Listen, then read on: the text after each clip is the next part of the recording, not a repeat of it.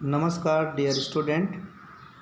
आज हम कक्षा 12वीं के जीव विज्ञान का प्रथम अध्याय जीवों में जनन को पढ़ेंगे और इसके साथ ही साथ हम इसमें जानेंगे कि जनन किसे कहते हैं, जनन के प्रकार कितने हैं और उसमें उसकी कार्यविधि क्या है। इन सब चीज़ों के बारे में हम जानेंगे। तो इसमें सबसे पहले आता है जीवन अवधि। जीवन अवधि जिसे लाइफ स्पान कहते हैं। तो जीवन अवधि क्या है कि जैसे किसी जीव का जन्म सन 2000 में हुआ और वह 2050 तक के जीवित रहा और सन 2050 में उसकी मृत्यु हो गई। तो सन 2000 से लेकर 2050 तक के वह उसके जीवित रहने की अवधि को हम जीवन अवधि कहेंगे। तो जीवों के जन्म से लेकर उसके प्राकृतिक मृत्यु के समय को उस जीव का जीवन अवधि कहते हैं। आगे हम इसमें देखते हैं जनन, रिप्रोडक्शन। जनन किसे कहते हैं?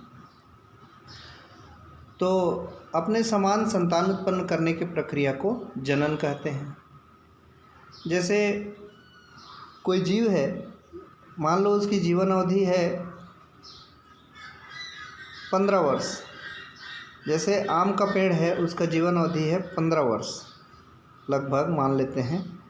तो 15 वर्ष के पश्चात तो आम का अस्तित्व खत्म हो जाना चाहिए पृथ्वी से, परंतु आम का पेड़ तो आज भी है। उसी प्रकार मनुष्य है। मनुष्य का उदाहरण लेते हैं, ये अपने इसका जीवन काल मान लेते हैं 70 वर्ष है। तो 70 वर्ष के बाद मनुष्य का अस्तित्व खत्म हो जाना चाहिए, परंतु ये तो पृथ्वी में अभी भी है। तो ये कारण क्या है? क्या कारण से ऐसा होता है कि यह जो है अभी तक के हमारे पृथ्वी में अस्तित्व में बने हुए हैं?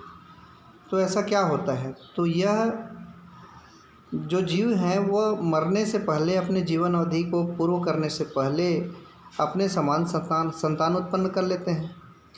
इस कारण जो है उनका अस्तित्व आज भी बना रहता है। तो ये अपनी अगली पीढ़ी बना लेते हैं, फिर अगली पीढ़ी वाले फिर अपनी अगली पीढ़ी बना लेते हैं। इस तरह से यह प्रक्रिया जो है निरंतर चलती रहती है और इसी प्रक्रिया को जनन कहते हैं। मतलब अपने समान संतान उत्पन्न करने की प्रक्रिया को जनन कहते हैं। और यह जनन जो है 2 प्रकार के होते हैं, अलैंगिक जनन और लैंगिक जनन।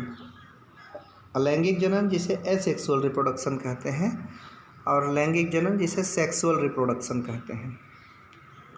तो अब हम पढ़ेंगे अलैंगिक जनन किसे कहते हैं।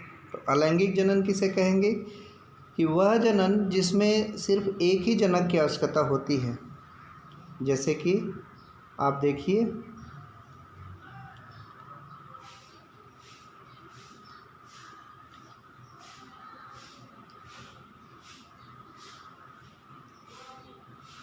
ये कोई एक जीव है जो अपने ही समान संतान उत्पन्न किया।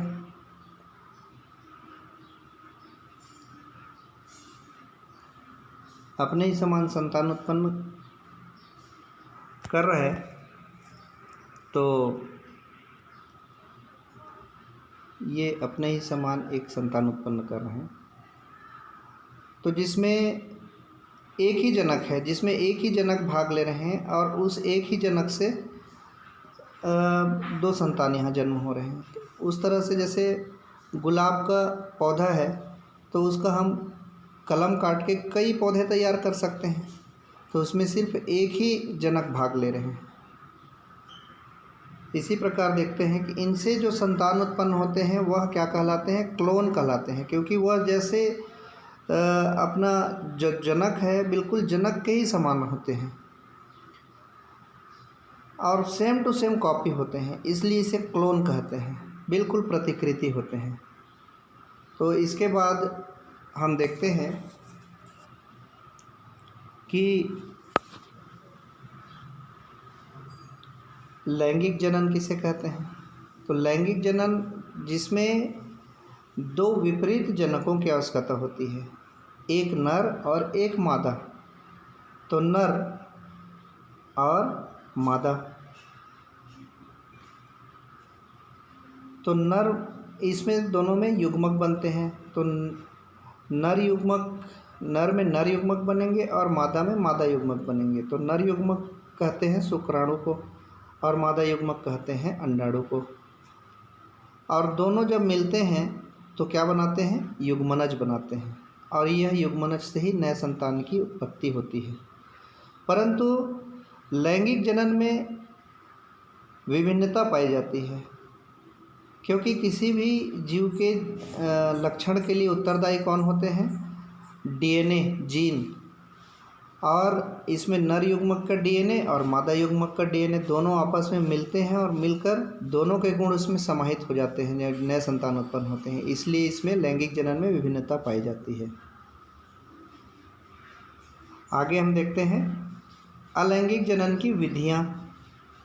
तो अलैंगिक जनन की सबसे पहला जो विधि है द्विविभाजन विधि, बाइनरी फिजन बोलते हैं जिसको। यह जो है पाया जाता है अमीबा में। जैसे ये अमीबा का उदाहरण देखिए, ये इसमें इसका डीएनए है ये, और यह जो है उसके चारों ओर क्या है? सेल वॉल है, भित्ति। तो इसमें इसके जो डीएनए है उसमें उसकी संरचना में परिवर्तन होता है और यह जो है इसमें खिंचाव होना चालू हो जाता है और यह अपने आप को दो भागों में बांटना शुरू कर देता है और धीरे धीरे जो है ये दो अलग अलग केंद्रक बन गए और दो स्वतंत्र जीव बन गए। तो इसे हम द्विविभाजन कहते हैं। इसके बाद जो अगला है वो है बीजाणु जनन, स्पोरोलेशन। तो जीव बीजाणु उत्पन्न करते हैं और बीजाणु अंकुरित होकर नया संतान बनाते हैं। जैसे उदाहरण के रूप में इसमें देख लीजिए पेनिसिलियम है और इससे ये जो स्पोर है ये अलग होकर ये बीजाणु उत्पन्न किए हैं और ये बीजाणु जो है फिर से ये नया संतान बनाया है ये। उसके बाद तीसरा विधि आता है मुकुलन का। मुकुलन जिसे बडिंग कहते हैं। बडिंग में क्या होता है कि जनक के शरीर से मुकुल बनता है, ये है मुकुल। और मुकुल जनक के शरीर से अलग होकर नया संतान बनाता है। उदाहरण हाइड्रा, हाइड्रा में इस तरह से मुकुलन पाया जाता है। ये मुकुल जो है धीरे धीरे बड़ा होता है और बड़ा होकर अपने जनक से अलग हो जाता है और स्वतंत्र रूप से नया अपना अस्तित्व बना लेता है। इसके बाद चौथी विधि है खंडी भवन। खंडी भवन जिसे अंग्रेजी में कहते हैं फ्रेगमेंटेशन, यानी खंडों में टूटना। यह जो है एग्जाम्पल इसका स्पायरोगारा और यूकोथ्रिक्स में होता है। इसमें आप देखिए कि ये स्पायरोगारा है और इसमें अलग अलग खंडों के रूप में इसमें ये एक खंड हो गया, ये दूसरा खंड हो गया, तीसरा खंड हो गया, ये जो है खंडों में टूट जाते हैं।